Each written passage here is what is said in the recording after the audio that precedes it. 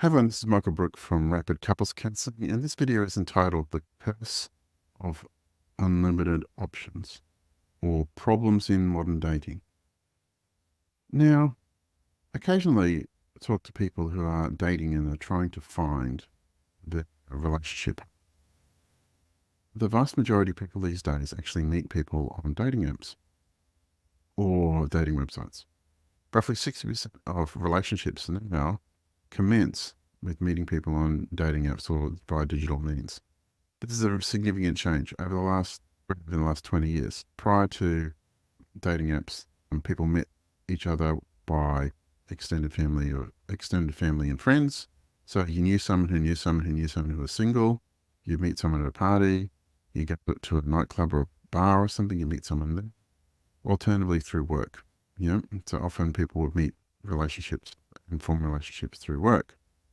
But that's totally changed in the last 20 years. And so now 60% of all relationships are formed via digitally. And for most people, that means dating apps. Now, the problem with dating apps is the unlimited options that you have in dating apps. It's also useful to think about the fact that dating apps make money from not succeeding. If the dating apps matched you with the perfect person, the one person that's going to make you perfectly happy, you would use them for 5 minutes and then stop. And then they wouldn't make any money.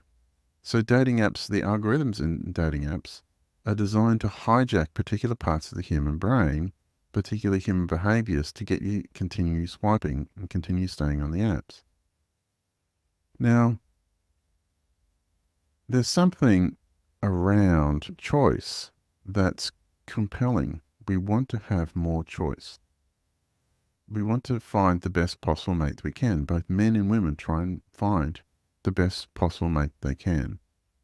Now, for the vast majority of human history, human beings lived in tribal groups of between 150 to 200 people within a particular tribe or clan. That's 97% of human history.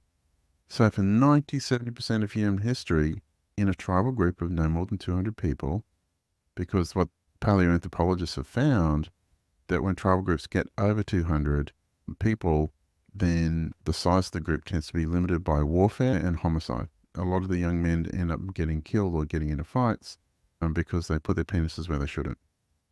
For 97% of human history, we lived in groups of between 150 to 200 people.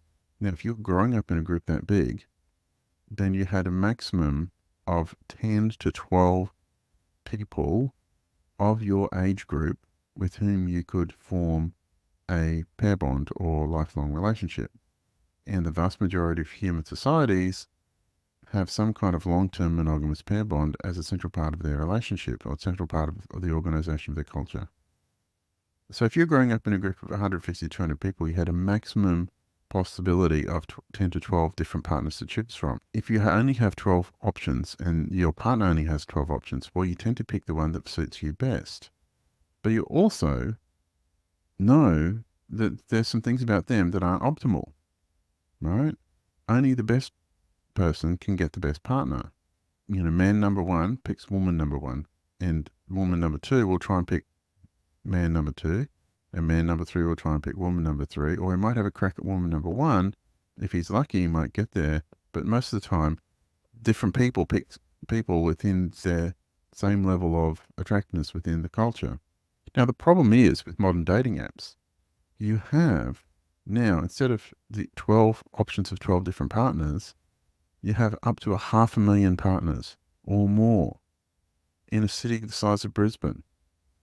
And it's bigger in bigger cities.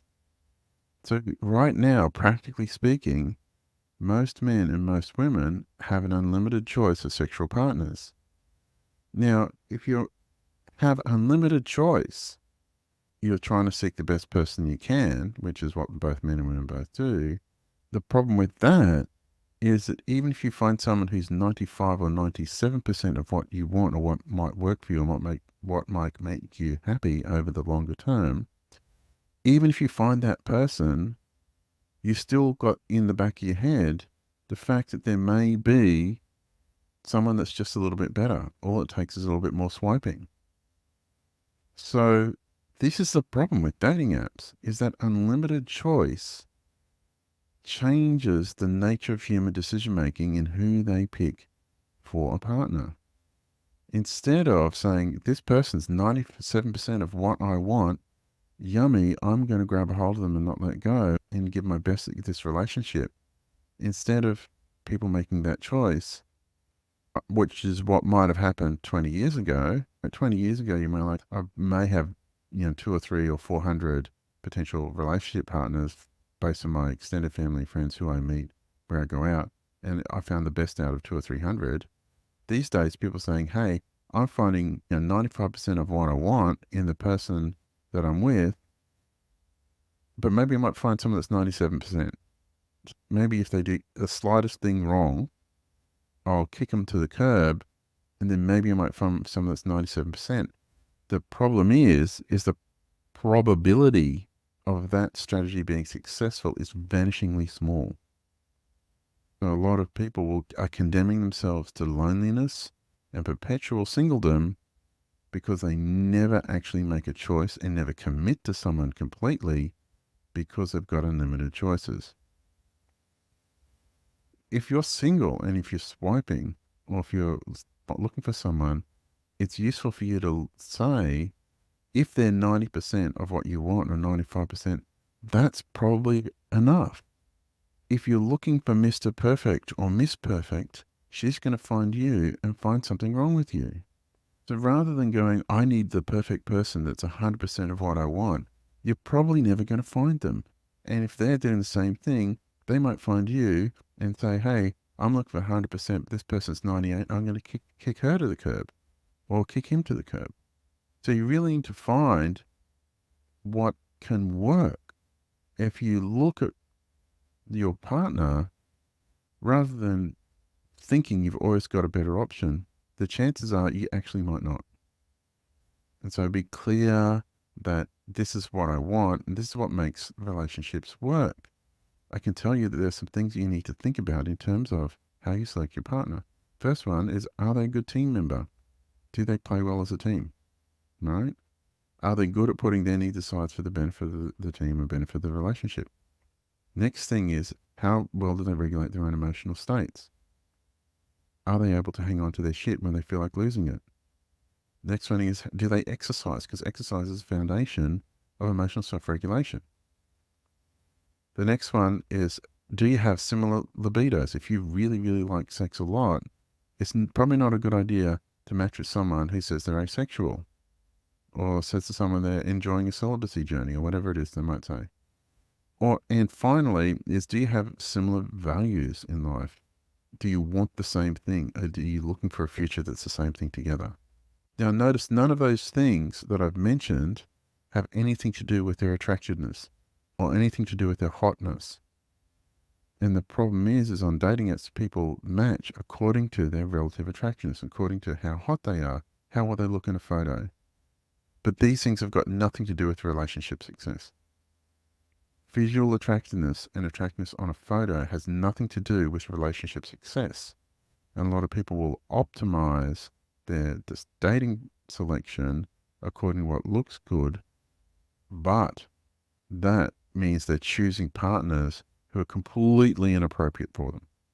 So if you are dating and if you're spending time on dating apps, have a really good long think about how you're selecting the people you choose to go on dates with.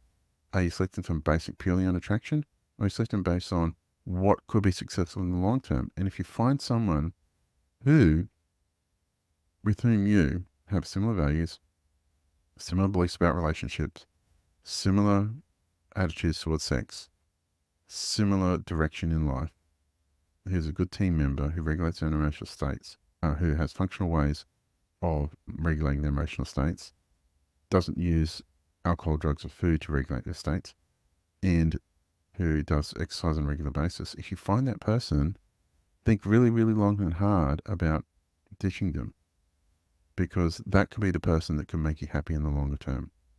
I hope this has helped. This is a little bit longer video than I normally do. Thank you for watching it through the end. If you have watched it through the end, please like and subscribe to the channel. There's a booking link in the description.